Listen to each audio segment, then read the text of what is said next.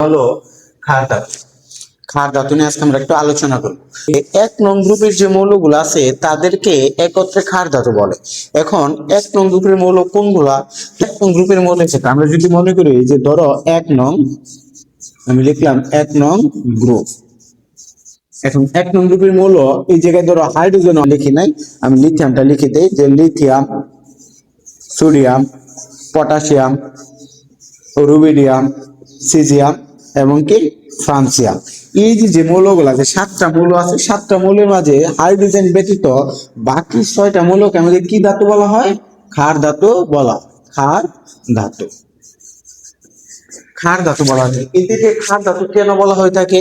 এরা পানির সাথে বিক্রিয়া করে তীব্র ক্ষার এবং হাইড্রোজেন গ্যাস উৎপন্ন করে।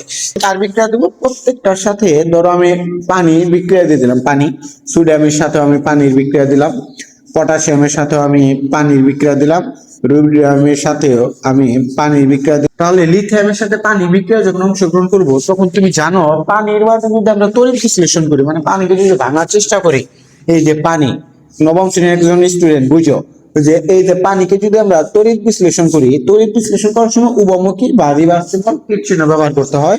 তো পানির মাঝে আমরা দুইটা প্রান্ত পাই, কিরকম? একটা প্রোটনের প্রান্ত H প্লাস আর একটা পাই OH মাইনাসের প্রান্ত।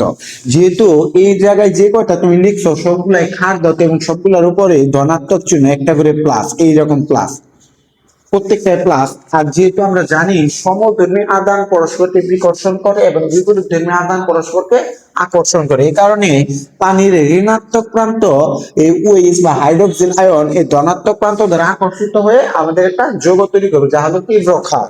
যেমন লিথিয়ামের সাথে পানি বিক্রিয়া করে কি তৈরি করবে? Lithium hydroxide LiOH। আর কি তৈরি করবে? Hydrogen gas. এই যে হাইড্রোজেন গ্যাস তীর চিহ্ন উপরের দিকে দেওয়া মানে এটা পাতলা বা গ্যাসকে বোঝাচ্ছে। আবার সোডিয়ামের সাথে পানি বিক্রিয়া করে তৈরি করবে sodium hydroxide plus hydrogen gas. আবার ধরো পটাশিয়ামের সাথে potassium hydroxide plus hydrogen gas. আবার রুবিডিয়ামের সাথে rubidium hydroxide plus hydrogen gas.